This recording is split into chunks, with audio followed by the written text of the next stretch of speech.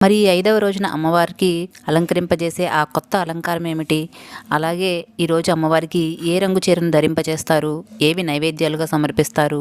తిథులేంటి? నక్షత్రాలేమిటి? ఈరోజు అమ్మవారిని ఇలా పూజించడం వల్ల మనకు కలిగే ఫలితం ఏమిటి? దానాలేమిటి? మనం పఠించవలసిన స్తోత్రాలేమిటి? ఇవన్నీ వివరంగా మనం ఈరోజు వీడియోలో తెలుసుకుందాము. శరన్నవరాత్రులలో 5వ రోజు అమ్మవారిని శ్రీ మహాచండీదేవిగా అలంకరింపజేస్తారు.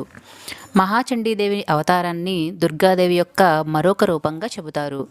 రాక్షసులు ఇంద్రుడి సింహాసనం కొరకు దండెత్తినప్పుడు దేవతలందరూ కలిసి మాతృదేవత అయిన శ్రీ మహాకాళిని ప్రార్థిస్తారు. దేవతల ప్రార్థన మేరకు పార్వతీదేవి, లక్ష్మీదేవి, సరస్వతీదేవి ఈ ముగ్గురు అమ్మవార్లు కలిసి శ్రీ మహాచండీదేవి యొక్క అవతారాన్ని ఎత్తుతారు.